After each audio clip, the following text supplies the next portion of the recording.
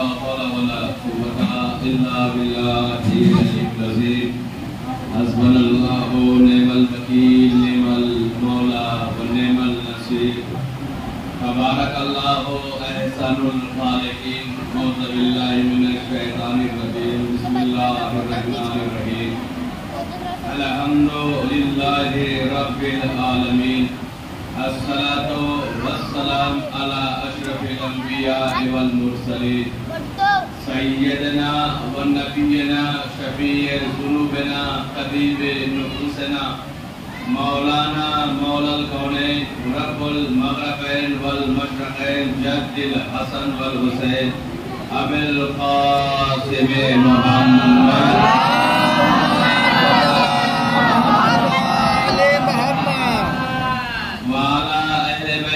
الطيبين الطاهرين المعصومين المظلومين ولعنة الله على أعدائهم وقتلتهم وغاصب حقوقهم أجمعين أما بعد فقد قال الله تبارك وتعالى في القرآن الكريم وهو أصدق الصادقين وقوله الحق بسم الله الرحمن الرحيم إنما وليكم الله ورسوله والذين آمنوا الذين يقيمون الصلاة ويؤتون الزكاة وهم راكعون.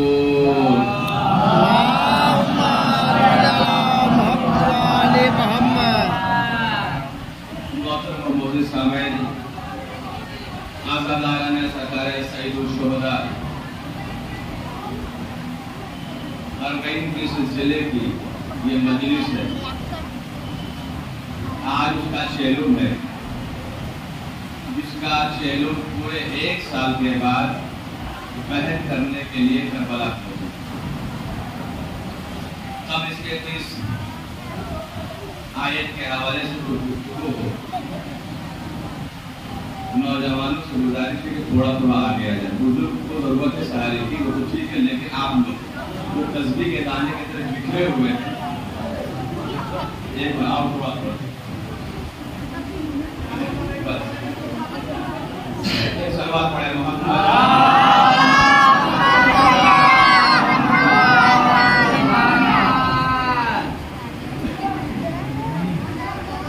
میں نے جس آیت کریمہ کی تلاوت کا شرف حاصل کیا، پہلے اس کا لفظی مفہوم سمجھے. یہ آئے ولایت ہے جو پروردگار عالم آواز دے رہا ہے کہ بے شک تمہارا ولی اللہ ہے اور اس کا رسول. اللہ نے اپنے آپ کو ولی کہا اور رسول کو ولی کہا. اس کے بعد اللہ نے اشاروں میں بات کہی ہے، نام نہیں لیا. کہا تیسرا ولی وہ ہے جو نماز کو قائم کرتا ہے اور حالت رکوع میں زکات دیتا ہے. جہاں زکات نظر آئے حالت رکوع میں، تیسرا ولی اللہ کی نگاہ میں وہ ہے. یہ فرض ہے حسینی پر آپ خود سے نہیں آئے ہیں، آپ اس فرض پر خود سے نہیں آئے ہیں، بلائے گئے ہیں. آپ اپنے سے نہیں آئے، بلائے گئے. 5ویں امام کی ایک حدیث ہے جسے میں سنا رہا ہوں. 5ویں امام فرماتے ہیں کہ جب میرے جن کی کہیں مجلس برپا ہوتی ہے تو اس کی فہرست میری جگہ یعنی سیدہ بناتی ہے، فاطمہ زہرا بناتی ہے کہ فرش بچھائے گا کون، مائک لگائے گا کون، میزبان میں میزبانی کرے گا کون، مجلس میں جائے گا کون. یہ شہزادی فہرست بناتی ہے اور جن کا نام فہرست میں ہوتا ہے وہ اس پر تک آتے ہیں. اور جو نہ آ سکے وہ یہ نہ سوچے کہ ہم تو مجلس میں نہیں گئے، اس کا نام اس فہرست میں نہیں تھا اس لیے نہیں آیا، اس کا نام اس فہرست میں نہیں تھا اس لیے نہیں آیا. اس کے بعد معصوم فرماتے ہیں کہ جب میرے جد کی مجلس ہوتی ہے تو اللہ 70,000 فرشتوں کو اس مجلس میں بھیجتا ہے. جہاں ذکر حسین ہو رہا ہوتا ہے اللہ 70,000 فرشتوں کو بھیجتا ہے، جس میں سید الملائکہ جبریل بھی ہوتے ہیں، سید الملائکہ جبریل بھی ہوتے ہیں، میکائیل بھی ہوتے ہیں، اسرافیل بھی ہوتے ہیں۔ یہ نام جب پڑھنے لگا تو اس پہ حیرت نہیں آئی، مگر ان 70,000 فرشتوں میں جب ملک الموت کا نام دیکھا تو حیرت ہوئی، پروردگار ملک الموت کا نام وہاں پر کیوں ہے؟ ملک الموت وہاں کیوں جاتا ہے؟ معصوم فرماتے ہیں ملک الموت بعد میں ہے، عزادار وہ پہلے ہے، عزادار حسین وہ پہلے ہے، ملک الموت بعد میں ہے۔ تو ملک الموت عزادار حسین کی حیثیت سے آتا ہے، 70,000 فرشتے آتے ہیں۔ یہ آئے ولایت ہے جو مولا کائنات کی شان میں نازل ہوئی۔ دیکھیے سب سے زیادہ جو امپورٹنٹ ہے دین کے اندر اسے ولایت امیر المومنین کہا جاتا ہے۔ کوئی بھی چیز جیسے کہ بلڈنگ کھڑی ہے تو خود سے نہیں کھڑی ہے، اس میں ستون ہے، پلر ہے، تو یہ عمارت ٹکی ہے۔ اسی طرح دین کی جو بنیاد ہے وہ 5 چیزیں ہیں۔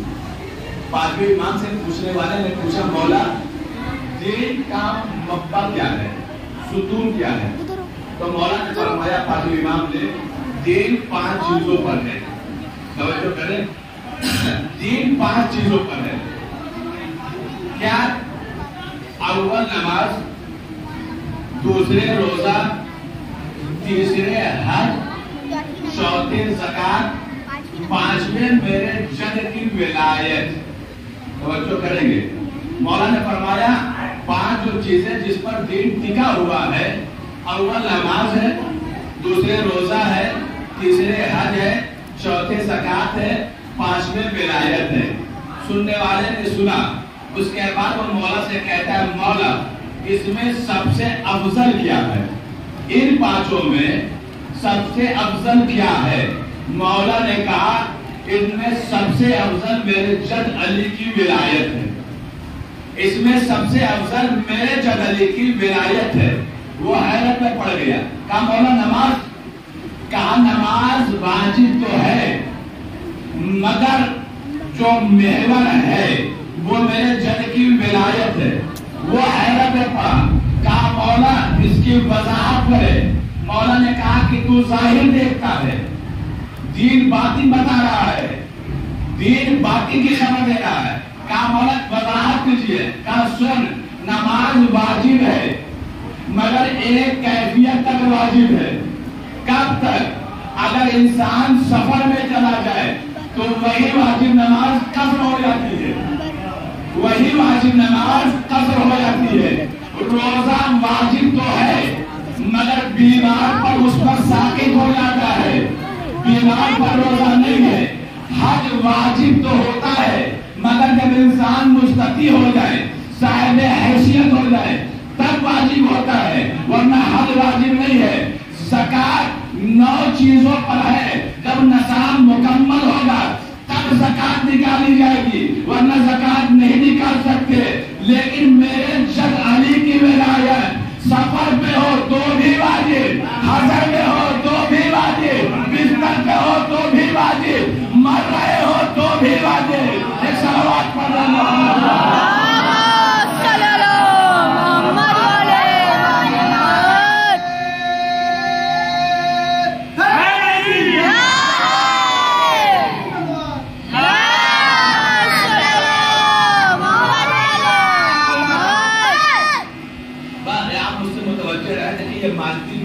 آتا رہے گا جاتا رہے گا، اس پہ ہمارا نہ کل یقین تھا نہ آج یقین۔ آپ بس متوجہ رہیں۔ ولایت مولا نے کہا اتنی امپورٹنٹ ہے کہ ہر حال میں واجب ہے، ہر حال میں واجب ہے۔ مرے گا انسان اس وقت بھی ولایت امیر المومنین واجب ہے۔ اچھا جتنے معصوم ہیں کسی نے یہ نہیں کہا ہماری ولایت، جس نے بھی کہا اس نے یہی کہا میرے جد کی ولایت۔ کسی معصوم سے پوچھا گیا کہ مولا آپ اپنی ولایت کے بارے میں کیوں نہیں کہتے؟ مولا نے کہا سن، میرے جد علی کی ولایت اتنی اہم ہے کہ جو اس ولایت کو مان لے گا وہ ہمیں مانے گا، لیکن جو میرے جد علی کی ولایت کو نہیں مانے گا وہ ہمیں بھی نہیں مان سکتا. ٹھیک ہے, نماز واجب تو ہے مگر ایک حالت تک, اس کے بعد وہی نماز واجب تو رہتی ہے مگر قصر ہو جاتی ہے. دیکھیے نماز, روزہ, حج, زکات, یہ جو فروعات ہے نا یہ سب واجب تو کیے گئے, مگر اس بنیاد پر اگر کوئی عبادت میں دلچسپی لیتا ہے کہ کسی عبادت کو ہم زینہ بنا کر جنت تک چلے جائیں گے تو معاف کیجیے گا, نماز کے بل پر کوئی جنت میں نہیں جا سکتا. نماز کی بنیاد پر کوئی جنت میں نہیں جائے گا, روزے کی بنیاد پر کوئی جنت میں نہیں جائے گا. نماز جنت تک جانے کا راستہ ہے مگر نماز جنت نہیں جائے گی. روزہ جنت تک جانے کا ذریعہ ہے مگر روزے کی بنیاد پر جنت نہیں ہے. میں نماز کو ہلکا نہیں کہہ رہا ہوں, نماز اولین فریضہ ہے. نماز کے لیے یہاں تک ہے کہ اگر نماز قبول ہو گئی تو سب کچھ قبول ہو جائے گا, اگر نماز منہ سے باہر دی گئی تو کچھ نہیں قبول ہوگا. لیکن اس بنیاد پر جنت نہیں ہے. جنت کس بنیاد پر ہے؟ عام طور پر لوگ کہتے ہیں ولایت امیر المومنین کی بنیاد پر. میں اس سے ہٹ کر گفتگو کر رہا ہوں, میں اس سے ہٹ کر گفتگو آپ کو سنا رہا ہوں. میں دو کردار تاریخ صاحب کے سامنے رکھتا ہوں. مولا کائنات پیغمبر کے ساتھ, پیغمبر آخری حج کر کر لوٹ رہے ہیں, پیغمبر کے ساتھ کتنا مجموعہ ہے؟ 1.25 لاکھ کا. 1.25 لاکھ حاجی پیغمبر کے ساتھ ہے. مقام غدیر میں پہنچے, اللہ کا حکم ہوا کہ اللہ کے حبیب اس امر کو پہنچا دیجیے. پیغمبر رکے نہیں. یہ جو آئے ولایت ہے نا, آئے غدیر, 3 ٹکڑوں میں بات آئی ہو. پہلا ٹکڑا ہے یا ایھا الرسول بلغ ما انزل الیک من ربک, یہ پہلا حصہ ہے. مگر پیغمبر نے سنا, اصول پر آگے بڑھ گئے.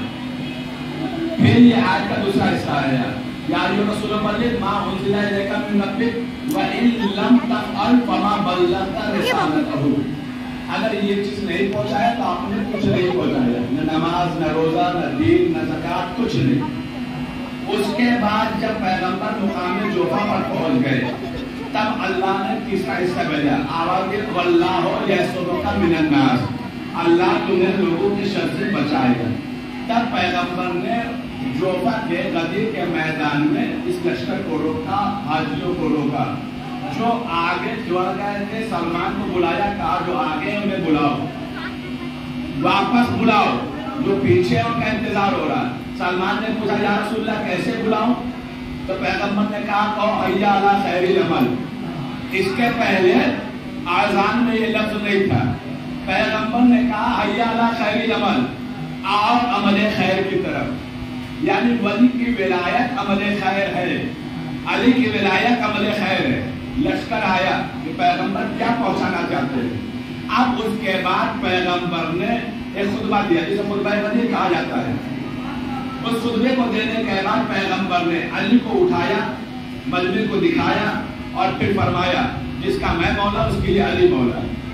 سب سے کہا کہ علی کے ہاتھ پر بیعت کرو, مگر ایک نے انکار کیا اور اس نے کہا یہ آپ نے کہاں سے کر دیا؟ آپ کو اللہ کا حکم ملا تھا یا اپنی طرف سے کہہ رہے ہیں؟ آپ میرے حق میں بد دعا کیجیے, عذاب ہے. ہمارا یہ عقیدہ پیغمبر کسی کے لیے بد دعا نہیں کرتے, معصوم کسی کے حق میں بد دعا نہیں کرتا. وہ بھی وہ رسول جو کائنات کے لیے رحمت بن کر آیا ہو, وہ کیوں بد دعا کرنے لگا؟ لیکن قرآن کہتا ہے کہ اس نے عذاب مانگا. قرآن میں آیت بھی ہے انی سائلہ سائل بعذاب واقع, جب سوال کرنے والے نے سوال کیا تو اس کے لیے عذاب آیا اور وہ وہی واصل جہنم ہو گیا. آسمان سے پتھر آیا, اس کے اوپر گرا, وہ وہی واصل جہنم ہو گیا.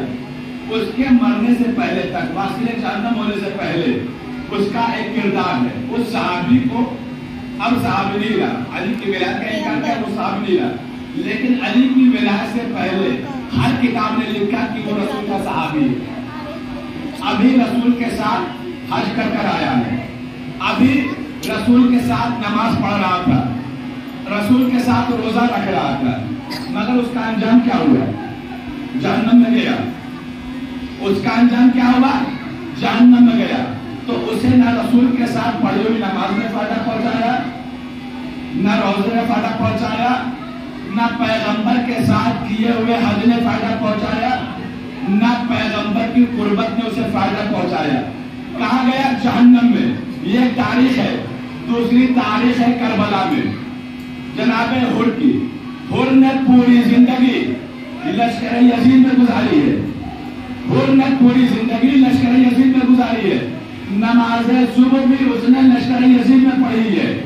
اس کے بعد وہ امام حسین کے پاس آیا ہے اور ہر مقطع یہ لکھتا ہے کہ ظہر سے پہلے حر شہید ہو گئے. ظہر سے پہلے جناب حر شہید ہو گئے. میں کہوں مولا اب حر آپ کے پاس آ گئے ہیں، حر کو نماز پڑھوا لیجئے، اس کے بعد جنگ کی اجازت دیجیے.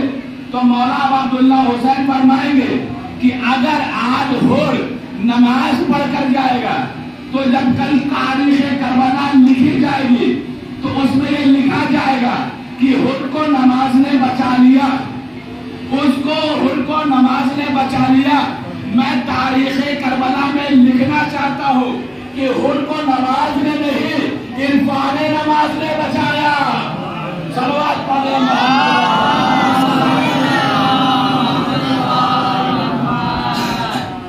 نماز سے آگے کی منزل ہے عرفان. نماز سے آگے کی منزل ہے، وہاں تک کوئی نہیں پہنچ سکا، حر پہنچ گیا. اور حر صرف جنتی نہیں ہے، حر کے لیے ہے کہ جناب حر جس کے ہاتھ پر اپنا ہاتھ رکھ دیں گے وہ بھی جنتی ہو جائے گا. یہ ہے حر کا کمال. تو نماز کی بنیاد پر حر جنتی نہیں ہوا، اس لیے ساری نماز تو انہوں نے ادھر پڑھی تھی. اور دشمن اہل بیت کی نماز نماز نہیں ہے، اس لیے کہ جس نماز میں آل محمد کا تذکرہ نہ ہو وہ نماز نماز نہیں ہے. حر نے ساری نماز ادھر پڑھی ہے، یہاں آنے کے بعد حر نے کوئی نماز نہیں پڑھی، اس کے پہلے شہید ہو گئے مگر جنتی ہے. تو نماز جنت تک پہنچنے کا ذریعہ ہے مگر نماز کی بنیاد پر جنت نہیں ہے. سمجھ میں آئی بات؟ یہاں تک یہ معاملہ ہے. علی کی ولایت اتنی امپورٹنٹ کیوں ہے؟ علی کی ولایت اتنی اہمیت کیوں ہے؟ اس لیے کہ سب سے زیادہ جو تعصب ہوا ہے وہ علی کے ساتھ. میں ایک تاریخ بیان کروں آپ کے سامنے. سن 14 ہجری میں امیر شام کا حاکم بنا. کربلا کب ہوئی ہے؟ سن 61 ہجری. 14 ہجری میں حاکم بنا امیر شام کا. 61 ہجری میں کربلا ہے. 14 میں 61 میں سے 14 مائنس کیجیے، 46 ایئرس، 46 سال امیر شام نے شام کے اندر علی کی دشمنی کو پالا. 46 سال علی کی دشمنی کو پروان چڑھایا اس نے. کیسے؟ ممبروں سے مولا کائنات کو گالیاں دلوائی گئی. ایک دو ممبر سے نہیں، 70,000 ممبر سے علی کو گالیاں دلوائی گئی.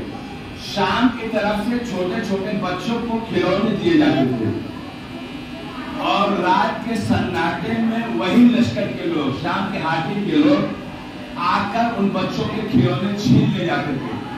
صبح بچے پوچھتے تھے اپنے گھر میں کہ ہمارے کھلونے کہاں گئے؟ تو کہا جاتا تھا کہ علی نام کا ڈاکو رات میں آیا تھا، تمہارے کھلونے لے کر گیا. علی کی دشمنی اتنی بڑھائی گئی، اتنی پروان چڑھائی گئی. 46 سال یہ شام ہے جہاں علی کی دشمنی پیدا کی جا رہی ہے. اور اتنی پیدا کی گئی کہ جب علی کو ضربت ماری گئی اور یہ خبر شام پہنچی تو یہ سوال ہوا کہ علی مسجد میں کیا کرنے گئے تھے، علی کا نماز سے کیا تعلق، کیا علی نماز بھی پڑھتے تھے؟ تو پتہ چلا نماز کے لیے گئے تھے تو ضربت ماری گئی. تو علی کی دشمنی شام میں پیدا کی گئی. 61 ہجری میں آپ میں عجیب بات کہنے جا رہا ہوں. لوگ کہتے ہیں نا، یہ الزام دیتے ہیں کہ سید سجاد پوری زندگی اپنے بابا کو یاد کر کر روتے رہے. لیکن یاد رکھیے سید سجاد نے شام کو جیسے فتح کیا ہے ویسے کوئی فتح نہیں کر سکتا. کربلا کے فاتح کو حسین کہتے ہیں، شام کے فاتح کو زینب و سید سجاد کہتے ہیں. جہاں شام میں اتنی دشمنی تھی، جب اس شام میں یہ قافلہ پہنچا، میں فضائل پڑھو، مسائل کی منزل میں نہیں آیا، یہ اسیروں کا قافلہ شام میں پہنچا، یزید حاکم ہوا، تخت پر بیٹھا ہے، 700 کرسی نشین، 700 مورخ رائٹر بلائے گئے تھے، شام کے نہیں تھے، دوسرے ممالک سے، کیوں کہ اس کو نقل کریں، یعنی اس روایت کو نقل کریں۔ دوسرے ملکوں کے سفیر بلائے گئے، وہ آئے، اور آنے کے بعد حاکم وقت یزید نے کہا کہ ایک خارجی نے خروج کیا تھا، اسے قتل کیا گیا ہے، ان کے گھر والوں کو قید بنا کر یہاں لایا گیا ہے، قیدی بنا کر، یہ اس نے پروپیگنڈا کیا۔ رائٹر آئے 700 مورخ لکھنے کے لیے بیٹھے، اس کے بعد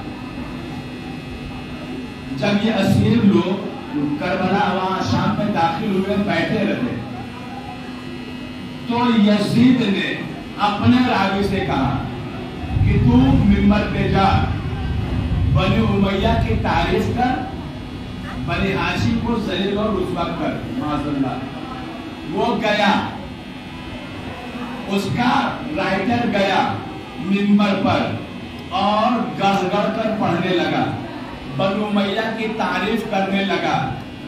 جب سید سجاد کی حیرت کیا ہے، ہاتھوں میں کڑی ہے، بیڑی ہے، گلے میں توق ہے، اسیر کیے ہوئے کھڑے ہیں، اسے ایک لمحے تک دیکھتے رہے، اس کے بعد کھڑے ہو کر ایک جملہ کہتے ہیں، اور جھوٹے، اور جھوٹے، خاموش ہو جا اور اتر جا منبر سے۔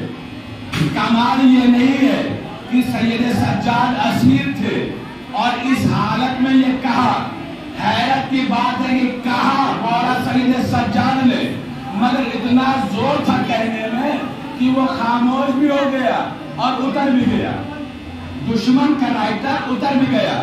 اس کے بعد سید سجاد یزید سے کہتے ہیں کہ کیا اجازت ہے کہ اس لکڑی کے ڈھیر پر میں جاؤں اور میں بھی کچھ کہوں؟ میں تو مولا یہ تو منبر ہے، آپ اسے لکڑی کا ڈھیر کیوں کہہ رہے ہیں؟ مولا سید سجاد آواز دیں گے، جہاں سے حق بیان نہ ہو وہ لکڑی کا ڈھیر ہوتا ہے، منبر نہیں ہوتا۔ جہاں حق نہ بیان کیا جائے، جہاں سے وہ لکڑی کا ڈھیر ہوتا ہے، منبر نہیں ہوتا۔ یزید اجازت نہیں دے رہا۔ سید سجاد نے کہا کہ میں رسول کی، آل رسول کی تعریف کروں گا، اللہ کی تعریف کروں گا۔ یزید اجازت نہیں دیتا، کیوں؟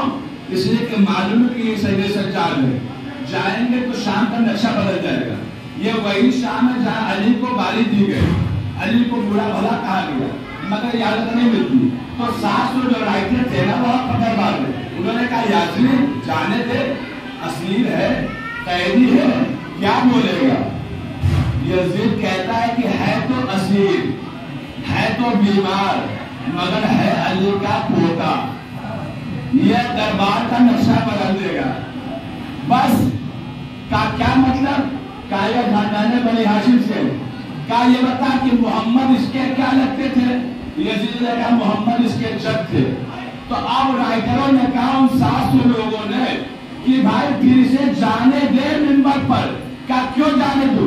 کہا اس لیے کہ ہم میں سے کسی نے محمد کو دیکھا نہیں ہے، جب یہ اٹھ کر جائے گا تو ہمیں پتا چلے گا محمد چلتے کیسے تھے، جب یہ بولے گا تو ہمیں معلوم ہوگا محمد بولتے کیسے تھے، جب یہ کچھ کہے گا تو ہمیں پتا چلے گا محمد کہتے کیسے تھے۔ اب اسرار پر ان 700 کرسی نشینوں نے یزید پر اتنا پریشر دیا کہ مجبور ہو کر اجازت دینی پڑی۔ سید سجاد اٹھے، منبر پر گئے، اللہ کی تعریف کی، حمد و ثنا کی۔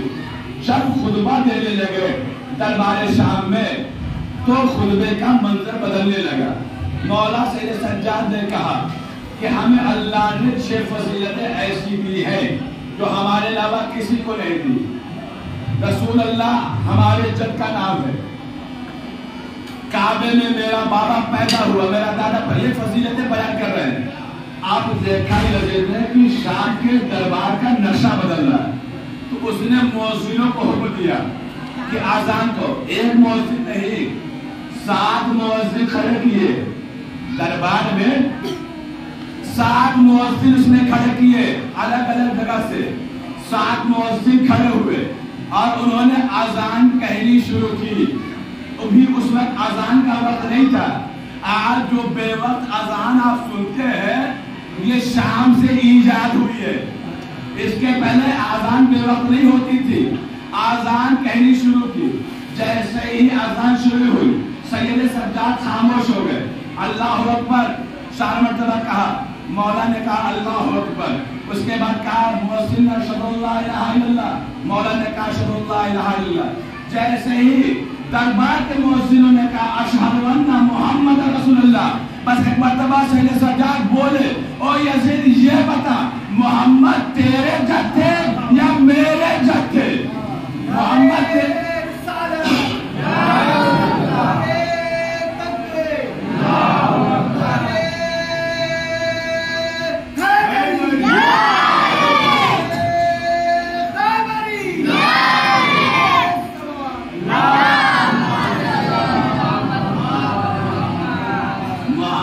تیرے جد تھے یا میرے جد تھے؟ تو اب اس کے بعد مؤذن خاموش ہو گیا۔ پیغمبر نے جب یہ کہا سید سجاد نے، تو سید سجاد نے ایسے شام کو فتح کیا۔ تو مورد جو 700 آئے تھے نا کہ یہ کہہ کر بلائے گئے تھے کہ خارجی نے خروج کیا ہے، ایک خارجی نے خروج کیا ہے۔ اب انہیں حقیقت سمجھ میں کہا یہ لکھو کہ محمد ان کے جد تھے۔ کربلا شام کا نقشہ بن رہا۔ میں نے کہا نا کہ اولین فریضہ نماز ہے، لیکن ہم نماز پڑھ کر عابد ہوں گے، ہم نماز پڑھیں گے تو صرف عابد ہوں گے، مگر جو عبادت کو زینت دے اسے سید الصالحین کہتے ہیں، اسے زین العابدین دیتے ہیں۔ ہماری عبادت اس معیار کی نہیں ہے۔ سید سجاد کی عبادت کس معیار کی ہے؟ نماز، میں نے کہا نا نماز ہلکی چیز نہیں ہے، ہر حال میں واجب ہے۔ ابھی شریعت کے الگ الگ طریقے ہیں کہ کھڑے ہو کر نہیں پڑھ سکتے تو بیٹھ کے پڑھ لو، بیٹھ کر نہیں پڑھ سکتے تو لیٹ کے پڑھ لو، لیٹ کر نہیں پڑھ سکتے تو اشاروں سے پڑھ لو۔ یہ شریعت کے الگ الگ فوائد ہیں۔ مجھے وہ فائدے، اگر ایک انسان نماز نہیں پڑھتا بلا عذر نماز قضا کرتا ہے تو وہ گنہگار ہے، گناہ عظیم ہے، گناہ کبیرہ میں ہے نماز چھوڑنے والا بلا عذر۔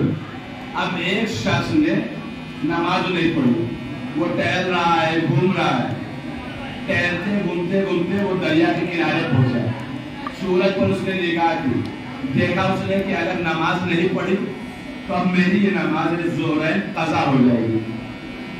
وہی اس نے دریا میں وضو کیا اور دریا سے ہٹ کر اس نے نیت کرنے کے لیے نماز کے لیے کھڑا ہو گیا۔ ایک شخص دریا میں نہا رہا تھا، ایک شخص دریا میں نہا رہا تھا، دور دور تک کوئی آبادی نہیں ہے، ایک ہی نماز پڑھنے والا ہے، دوسرا وہ نہانے والا ہے جو دریا میں اتر کر نہا رہا ہے، دور دور تک کوئی نہیں ہے۔ اس نے نماز نہیں پڑھی تو اس کی نماز قضا ہو جائے گی۔ دوسرا ہی اس نے نیت کی، اللہ اکبر کہا، تکبیر کہی، اس نے ابھی نیت کی تھی کہ اسے ایک آواز سنائی دی، کیا کہ کوئی ہے جو مجھے بچا لے، میں دریا میں ڈوب رہا ہوں، کوئی ہے جو میری مدد کر سکتا ہے، مجھے بچا لے، میں ڈوب رہا ہوں، مر جاؤں گا۔ شریعت نے کیا کہا؟ شریعت کہتی ہے کہ اپنی نماز توڑ، جو نماز تم نے نیت کی ہے اس نماز کو توڑ دو اور اس ڈوبتے ہوئے کو بچاؤ۔ میں کہوں یا اللہ یہ کیا ماجرا ہے؟ کیا پتا ڈوبنے والا مسلمان ہے کہ نہیں، اس نے تیرے پیغمبر کا کلمہ پڑھا ہے کہ نہیں، ہم تو نماز پڑھ رہے ہیں، ہم اسے کیوں بچائیں؟ کیا پتا ڈوبنے والا کافر ہو، تیرے پیغمبر کا کلمہ پڑھا کہ نہیں۔ شریعت نے کہا خاموش ہو جاؤ، پہلے یہ دیکھو ڈوبنے والا انسان ہے کہ نہیں، ڈوبنے والا انسان ہے کہ نہیں۔ تمہیں کلمہ کو نہیں دیکھنا، انسان کو دیکھنا ہے۔ اب تم نے نماز توڑی، اسے بچا لیا، نماز تو تمہاری ہو گئی قضا، مگر شریعت نے کیا فائدہ پہنچایا؟ کہا تم نے اسے بچایا تھا ڈوبتے ہوئے کو، نماز تم پڑھو گے قضا، جزا ملے گی ادا والی، اس نماز کی جزا ملے گی ادا والی۔ میں کو تو یا اللہ کیوں؟ کہا اس لیے کہ تو نے انسان کو نہیں بچایا. شریعت کا حکم جس نے ایک انسان کو بچایا گویا اس نے انسانیت بچائی ہے. اس نے انسانیت بچائی ہے. یہی وجہ ہے، یہ ہماری قد فہمی ہے کہ ہم امام حسین کو ایک مذہب کا امام سمجھتے ہیں. عزیزو امام حسین کسی ایک مذہب کے امام کا نام نہیں ہے. انسانیت کے کردار کو حسین کہتے ہیں.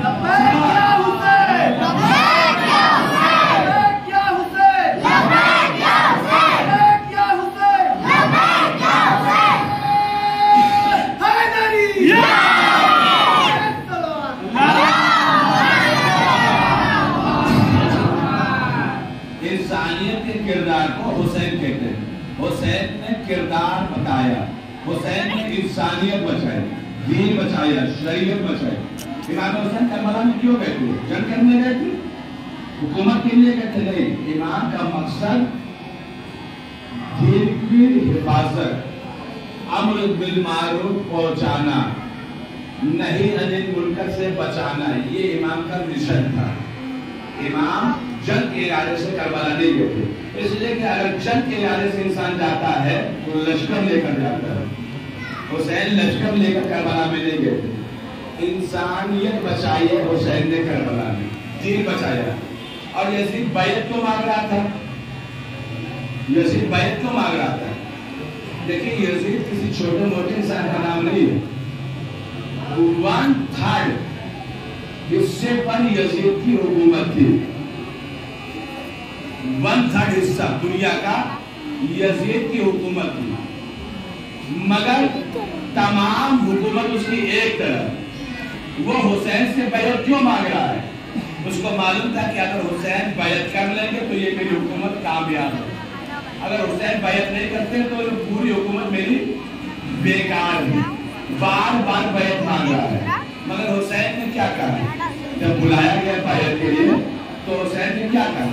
حسین نے یہ کہا کہ مجھ جیسا تجھ جیسے کی بیعت نہیں کر سکتا. امام نے یہ تو کہا. امام کو تو یہ کہنا چاہیے کہ میں تیری بیعت نہیں کروں گا. حسین کو تو یہ کہتے تھا میں تیری بیعت نہیں کروں گا. مگر حسین نے یہ نہیں کہا. امام نے کہا مجھ جیسا تجھ جیسے کی بیعت نہیں کر سکتا. مولا نے قیامت تک کے لیے فیصلہ کر دیا کہ حسین جیسا کردار جب جب زمانے میں رہے گا یزید جیسے کردار کے آگے نہیں جھکے گا. یہ حسین نے فیصلہ کر دیا. گزرے ہوئے نماز بچائے، دین بچایا، شریعت بچائے حسین نے. کربلا تک بیعت ہے. کربلا تک بیعت ہے. کربلا کے بعد بیعت نہیں ہے. امام حسین کے بعد سید سجاد سے لے کر 11ویں امام تک کسی معصوم سے کسی باطل نے بیعت نہیں مانگی. ولی عہدی دی 8ویں امام کو مگر بیعت نہیں مانگی. 4تھے امام سے لے کر 11ویں امام تک کسی امام سے بیعت نہیں مانگی گئی. کیوں؟ کربلا تک بیعت ملتی ہے، کربلا کے بعد بیعت نہیں ملتی. کیوں؟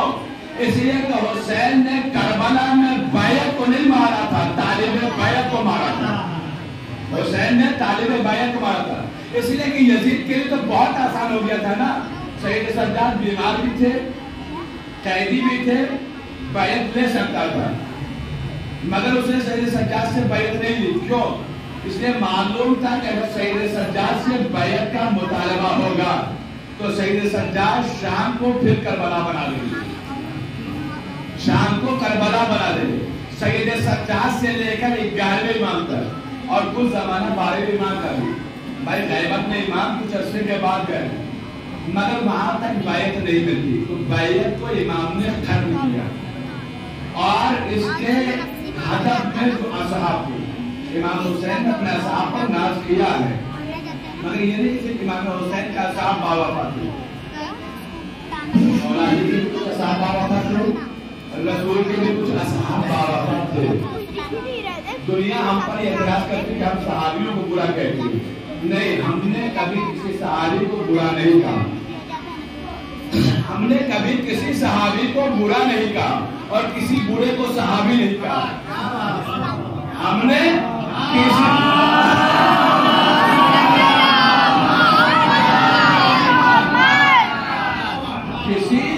صحابی کو ہم نے برا نہیں کہا اپنی زبان سے، اور کسی برے کو صحابی بھی نہیں کہا۔ صحابی ہو تو پہلے مولا علی کا بھی صحابی ہے، رسول کا بھی صحابی ہے، بھائی مالک اشتر صحابی ہے، سلمان صحابی ہے، ابو ذر صحابی ہے، مقداد صحابی ہے، عمار صحابی ہے، قنبر صحابی ہے۔ ہم نے جسے صحابی کہا اسے برا نہیں کہا، اور جو برا تھا اسے کبھی ہم نے صحابی نہیں کہا۔ یہ تاریخ ہے، لیکن صحابیت کے وہ کردار تو ہو، پہلے انسان کو کردار تک پہنچے۔ ایک منظر وہ تاکہ آپ کی خاموشیاں بیدار ہو جائے۔ ایک خطیب ہے علی کا جسے میثم تمار کہتے ہیں، ایک خطیب ہے علی کے، خطیب بہت مشہور تھے، دو خطیب علی کے بہت مشہور ہوئے، دو خطیب علی کے۔ ہم اور آپ کو خطابت نہیں کرتے، باطل کے قلعے میں گھس کر حق کا اعلان کرنا اسے خطیب کہتے ہیں۔ دو علی کے خطیب بہت مشہور ہوئے، ایک کو کہتے ہیں تیمہ ابن عدی اور دوسرے کو کہتے ہیں میثم تمار۔ یہ دو علی کے بہت مشہور خطیب ہیں۔ تیمہ ابن عدی تھوڑا لمبے چوڑے تھے، بہت لمبے تھے، طویل القامت تھے، طویل القامت تھے، بہت لمبے چوڑے۔ ایک روز مولا نے امیر شام کے پاس بھیجا تیمہ ابن عدی کو کہ جاؤ اور اس سے کہو کہ یہ اس چیزوں سے باز آ جائے، ہم اس کی حکومت میں کچھ نہیں بولتے مگر وہ خاموش ہو جائے، ان امور میں دخل اندازی نہ کرے۔ تیمہ ابن عدی دربار میں پہنچے، معلوم ہوا حاکم شام کو کہ علی کا خطیب آیا ہے، لمبے چوڑے تھے، تو حاکم شام نے ان کو لمبا جو دیکھا نا تو مذاق کے طور پر ایک جملہ کہتا ہے، کہا تیمہ یہ بتاؤ تمہیں کچھ آسمان کی خبر ہے؟ لمبے تھے، سر نکل رہا تھا، کہا کچھ آسمان کی خبر رکھتے ہو؟ تیمہ نے کہا ہاں رکھتا ہوں۔ کہا یہ بتاؤ آسمان کی کیا خبر ہے؟ کہا آسمان پر ملک الموت منتظر ہے کہ کب موقع ملے تیری بطن دبانے کا۔ یہ تیمہ ابن عدی حاکم کے دربار میں کہہ رہے اور کہہ کر واپس آئے تو اب یہ بوکھلا گیا۔ اس کا وزیر بیٹھا تھا بغل میں، اس سے کہتا یہ بتا کہ کیا اس لشکر میں یعنی باطل حکومت میں کوئی ایسا نہیں ہے جو علی کو جا کر ایسا ہی جواب دے سکے؟ کوئی تم میں ایسا نہیں ہے جو میری طرف سے جائے اور جا کر علی کو ایسا ہی جواب دے سکے؟ تو مروان کہتا کیا ہے کہ تیرے پاس بھی ہوتے اس سے زیادہ ظہیر، اس سے زیادہ ظہیر، اس سے زیادہ بولنے والے، اس سے زیادہ حق بولنے والے، مگر نہیں ہے۔ کہا کیوں؟ کہا اگر تیرے دسترخوان کی روٹیاں حلال کی ہوتی تو تجھے اس سے بڑے خطیب مل جاتے، مگر تیرے دسترخوان کی روٹیاں حلال کی نہیں ہے۔ جہاں شکم حرام سے بھرا ہو وہاں سے حق کا اعلان نہیں ہو سکتا۔ میثم کو مولا نے کہا تھا کہ میری محبت میں تجھے لٹکایا جائے گا، سولی دی جائے گی، اور جب ابن زیاد نے گرفتار کروایا میثم کو، دوسرا خطیب سنو علی کا، دوسرا خطیبی علی کا جب گرفتار ہوا تو ابن زیاد نے میثم تمار سے کہا کہ تمہیں موت سے ڈر نہیں لگتا؟ کہا ڈر کیسا؟ جو حق ہے وہ آ کر رہے گا، موت حق ہے، میرے مولا نے کہا ہے۔ کہا تمہارے مولا نے کیا کہا ہے؟ کہا میرے مولا نے کہا میثم تمہیں سولی پر لٹکایا جائے گا، تمہارے ہاتھ کاٹے جائیں گے، تمہارے پاؤں قطع ہوں گے، تمہاری زبان کاٹی جائے گی۔ بس ابن زیاد کو موقع ملا، اس نے کہا سنو میثم کو لے جا کر لٹکا دو، میثم کے ہاتھ کاٹ دو، میثم کے پاؤں کاٹ دو، مگر میثم کی زبان چھوڑ دو، آج مجھے علی کو غلط ثابت کرنا ہے۔ اس نے کہا چھوڑ دینا زبان، مت قطع کرنا۔ میثم کو لے جا کر سولی پہ لٹکایا گیا، میثم کے ہاتھ کاٹے گئے، میثم کے پاؤں کاٹے گئے۔ آج کی میڈیکل یہ کہتی ہے کہ اگر کسی کا ہاتھ کٹ جائے، پیر کٹ جائے، خون سراہد کے ساتھ گرنے لگے تو سب سے پہلا جو اثر ہوتا ہے وہ ذہن پر ہوتا ہے، سب سے پہلا جو اثر ہوتا ہے وہ ذہن پر ہوتا ہے۔ میثم کا ہاتھ کٹا ہے، پیر کاٹ دیا گیا ہے، مگر میسم بول رہے ہیں اور کہا ہے دنیا والوں آؤ، میں قریب دنیا سے جا رہا ہوں، جاتے جاتے میرے زبان سے میرے مولا کے فضائل سن لو، میرے مولا کے فضائل سن لو۔ تاریخ نے لکھا 1500 قلمکار کاغذ اور قلم لے کر جمع ہو گئے جہاں میسم لٹکائے گئے تھے اور علی کے فضائل لکھنے لگے۔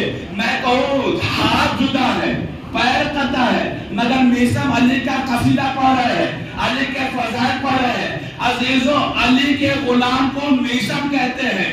جب غلاموں کا غلام، اس کا حافظہ اتنا ذہین ہے کہ ہاتھ پیر کٹنے کے بعد علی کا قصیدہ پڑھ رہا ہے، تو پھر دماغ پیغمبر اتنا کمزور نہیں ہو سکتا کہ تھوڑے سے بخار میں زیان کہنے لگے۔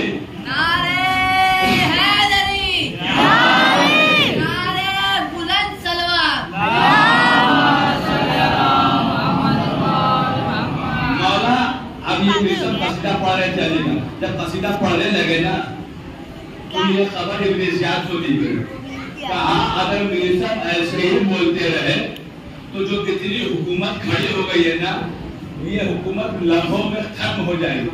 کیا مطلب؟ کہا میسم کا ہاتھ کٹا ہے، پیر کٹا ہے، مگر میسم کی زبان تو ویسے ہی چل رہی ہے جیسے تلوار چلتی ہے۔ میسم ایسے ہی علی کے فضائل پڑھ رہے ہیں۔ کہا جلدی جاؤ اور جا کر میسم کی زبان قطع کر دو۔ بس جیسے ہی آگے جلاد بڑھا میسم کی زبان کاٹنے کے لیے، میسم مسکرانے لگے اور مسکرا کر کہتے ہیں جا کر ابن زیاد سے کہہ دینا کہ میرا مولا کل بھی سچا تھا، آج بھی سچا ہے، کل بھی سچا رہے گا، مگر تو کل بھی جھوٹا تھا، آج بھی جھوٹا ہے، کل بھی جھوٹا رہے گا۔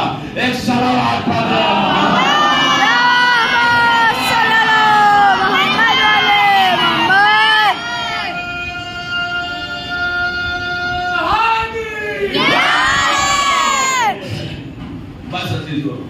اربعین ہے، اربعین چہلم اس مولا کا جسے کرنے کے لیے بہن پہنچی ہے کربلا۔ آج بی بی زینب اپنے لشکریوں کے ساتھ، ساتھیوں کے ساتھ کربلا پہنچی۔ ایک روایت پہلے سنو، اس کے بعد اربعین کے مسائل۔ سائل علی السبتین لکھتے ہیں ایک شخص تھا کربلا میں پہنچا، اس نے فرات میں غسل کیا اور غسل کرنے کے بعد امام حسین کے روضے میں گیا، شاعر تھا، امام حسین کے روضے میں گیا اور اس نے جناب علی اکبر کے حال کا ایک مرثیہ پڑھا۔ شاعر علی السبتین لکھتے ہیں ایک شاعر تھا، اس نے کلام کہا، جناب علی اکبر کے حال کا ایک مرثیہ پڑھا۔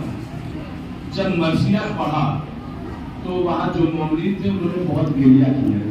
گریہ کرنے کے بعد اب یہ نوحہ خاں اپنے حجرے میں آیا، خیمے میں آیا اور آ کر سو گیا۔ ابھی وہ خواب میں تھا، اس نے خواب میں کیا دیکھا کہ بزرگ آئے اور آ کر اس زارو قطار رو رہے ہیں۔ جو ان کی رونے کی شدت دیکھی تو ایک مرتبہ اس شاعر نے جو نوحہ پڑھے تھا کہتا آپ کون ہے؟ کہا جس کا تو نے ابھی مرثیہ پڑھا میں اسی کا بابا اسی کا بابا حسین ابن علی۔ کہا مولا مظلوم کربلا حسین ابن علی؟ کہا ہاں میں آیا ہوں۔ کہا کیا آقا مجھ سے کوئی خطا ہو گئی؟ میرا نوحہ اچھا نہیں تھا، میرا مرثیہ اچھا نہیں تھا۔ کہا تو نے نوحہ بہت اچھا پڑھا، تو نے مرثیہ بہت اچھا پڑھا، مگر میں تجھ سے کہنے آیا ہوں کہ جب تک کربلا میں رہنا اس نوحے کو پھر مت پڑھنا۔ کہا کیوں؟ اس میں کوئی کمی ہے؟ کہا نہیں، اس نوحے میں اتنا درد تھا کہ اسے سن کر زینب کو ابھی تک غش بے غش آ رہے ہیں۔ زینب غشی کے عالم میں ہے، زینب کو ہوش نہیں آ رہا، اس لیے جب تک تو کربلا میں رہنا اس نوحے کو نہ پڑھنا۔ وہ چلے گئے، بس آزادارو نوحہ پڑھتا رہا، ماتم کرتا رہا۔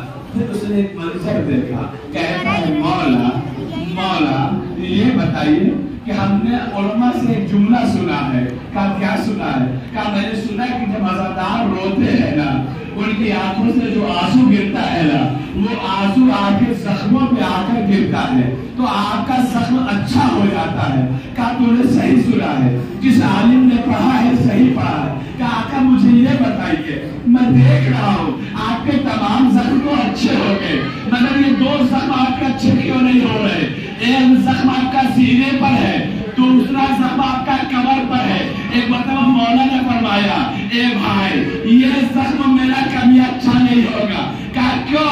کہا سینے کا زخم میرا علی اکبر کا زخم ہے, کمر کا جو زخم ہے یہ میرے بھیا عباس کا زخم ہے. یہ قیامت تک اچھا نہ ہوگا, میں محشر میں انہی زخموں کے ساتھ ملوں گا.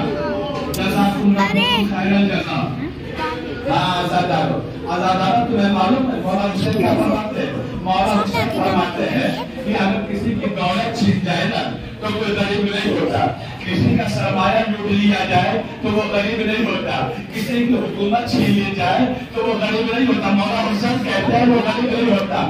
وہ انسان غریب کب ہوتا ہے؟ حسین کی زبانیں سننا چاہتے ہیں تو سنو. انسان غریب کب ہوتا ہے؟ دولت چھیننے سے غریب نہیں ہوتا, حکومت کے جانے سے غریب نہیں ہوتا, اقتدار ہٹ جانے سے غریب نہیں ہوتا. غریب کب ہوتا ہے؟ کربلا میں حسین نے بتایا جب لاش علی اکبر خیمے میں آیا نا تو حسین نے خیمے میں لاش علی اکبر کو رکھا, دوسری طرف جناب قاسم کو رکھا اور بیچ میں حسین بیٹھے اور اپنے سر کو سجدے میں رکھا اور ایک جملہ کہا واہ غربتا.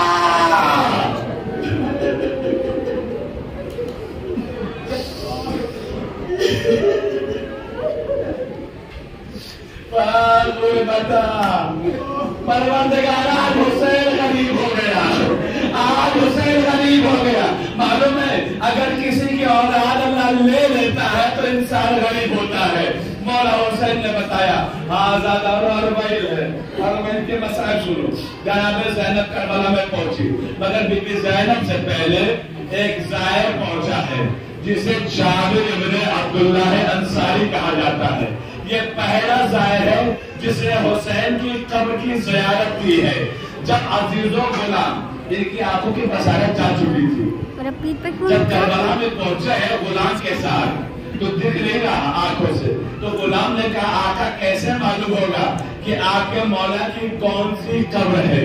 ایک مرتبہ جابر نے کہا مجھے قبروں کے درمیان کھڑا کر دے, میں اپنے آقا کو سلام کہوں گا, جس قبر سے آواز آئے وہ میرے مولا کی قبر ہوگی. غلام نے لا کر جابر کو قبروں کے درمیان کھڑا کیا. ایک مرتبہ جابر نے آواز دی السلام علیکہ یا ابا عبداللہ. بس قبر حسین سے آواز آئی ہے جابر, تو پر بھی حسین کا سلام. جابر نے اپنے آنکھ کو قبر حسین پر گرایا, آواز دیتے مولا یہ کیا ہو گیا؟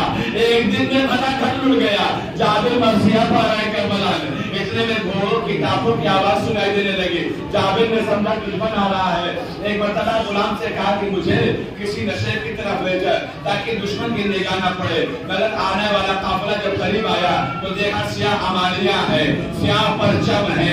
ایک مرتبہ جابر نے غلام نے کہا اولاد یہ تو سیاہ پرچم ہے, یہ تو سوگ کی علامت ہے. آنے والا کہا دیکھا کہ ایک اس میں نوجوان ہے مگر ہے تو جوانی کے عالم میں, مگر چہرے سے اس کی ضعیفی کے آثار نمایاں ہو رہے ہیں. ایک مرتبہ جابر نے کہا جو سر ہے نا مجھے اس انسان کے پاس کھڑا کر. جابر کو لا کر سید سجاد کے سامنے کھڑا کیا گیا, سید سجاد کے سامنے کھڑا کیا گیا. جب سید سجاد کے سامنے کھڑے ہوئے نا تو جابر نے کہا السلام علیکہ یا ایھا الغریب. جابر نے کہا اے غریب تجھ پر میرا سلام ہو. میں ایک مرتبہ سید سجاد نے آواز دی اے چچا جابر تم پر بھی میرا سلام ہو. کہا آپ کون ہے جو میرے مولا کے لہجے میں بول رہے ہیں؟ جابر سے مولا نے کہا جابر تم نے نہیں پہچانا, میں حسین کا فرزند سید سجاد ہوں. کہا مولا آپ کربلا آ گئے؟ کہا ہاں میں کربلا آیا ہوں اپنے بابا کا چہلم کرنے کے لیے. بس ایک مرتبہ جابر نے ایک جملہ کہا مولا مجھے کربلا سنائیے, اے مولا اس کربلا کے اندر مجھے کربلا سنائیے. عزیزوں پہلا سامر ہے کربلا में जाबिर और पहला खतीब है करबला का सैयद सज्जाद। एक मरतबा सैयद सज्जाद करबला के मसाइल बयान कर रहे थे। जब मसाइल बयान कर रहे थे आवाज दी, एक मरतबा आवाज दी जाबिर ने, आका मुझे इतना बताओ कि मेरा आका जब 3 दिन का भूखा था, 3 दिन का प्यासा था, लाशों पे लाशें ला चुका, तो उसके बाद मेरे आका ने जंग कैसे की? एक मरतबा सैयद सज्जाद ने कहा जाबिर ना पूछ, मेरा बाबा जब हमला कर रहा था ना तो फौजों से आवाज आ रही थी आलमान आलमान की, क्या हुसैन मुझे आमान दे दो। तो मेरा बाबा ने कहता था मैं तुम्हें आमान दे दूं, तुमने मेरे अकबर को मारा, तुमने मेरे अब्बास को मारा, तुमने मेरे कासिम को पावर किया। हुसैन का ये हमला था। सैयद सज्जाद करबला बयान कर रहे थे। 3 दिन तक करबला के अंदर यह काफिला ठहरा रहा। 3 दिन के बाद सैयद सज्जाद ने हुक्म दिया कि अब यह काफिला मदीने जाएगा। बीबियां सवार हो गई।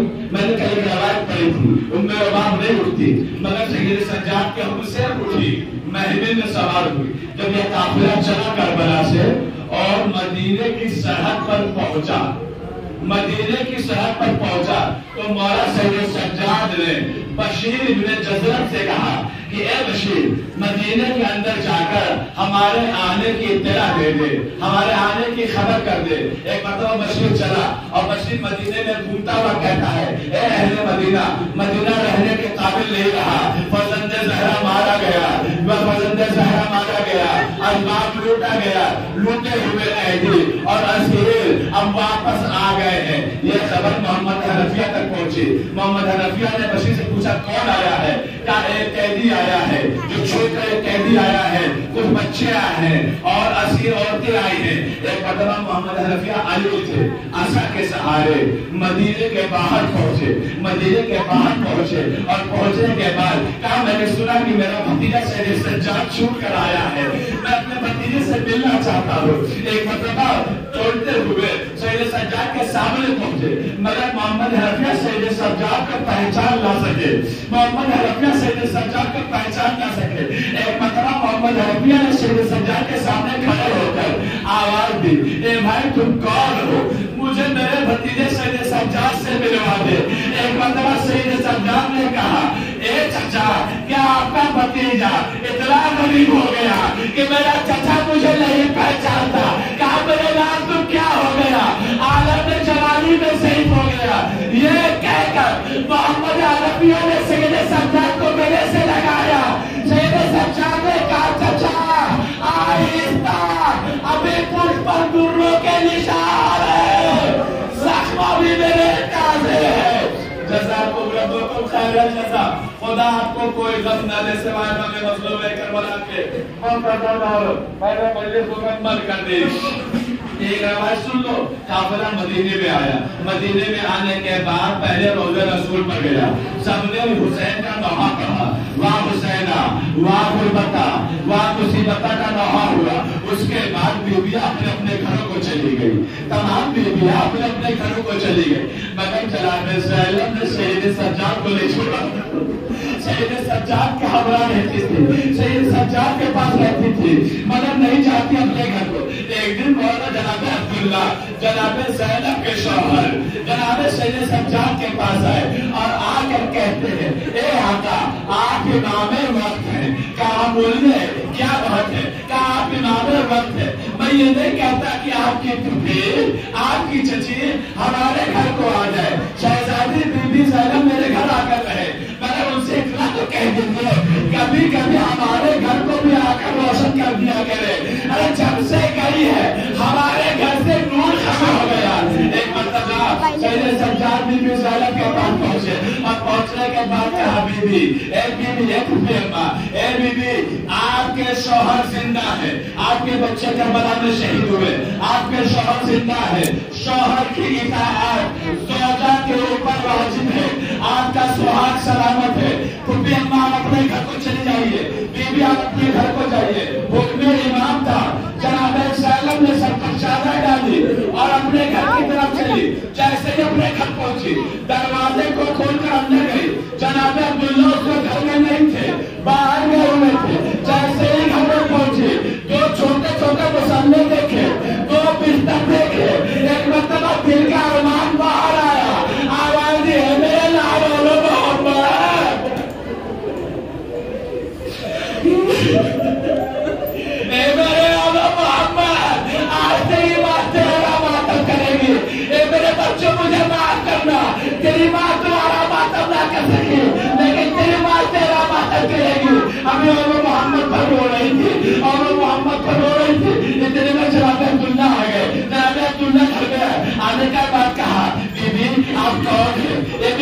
कौन है, अपने घर को वापस जाइए। इसलिए कि जब से घर से शहजादी गई है ना, घर में रौनक हो गई है। आप यहाँ क्यों रो रही है? आप अपने घर को वापस जाइए। बीबी ज़ैनब ने सर उठाया और कहा, मेरे भाइयों वारिस, क्या ज़ैनब ऐसी हो गई? क्या ज़ैनब ऐसी हो गई कि मेरा शौहर मुझे पहचानता?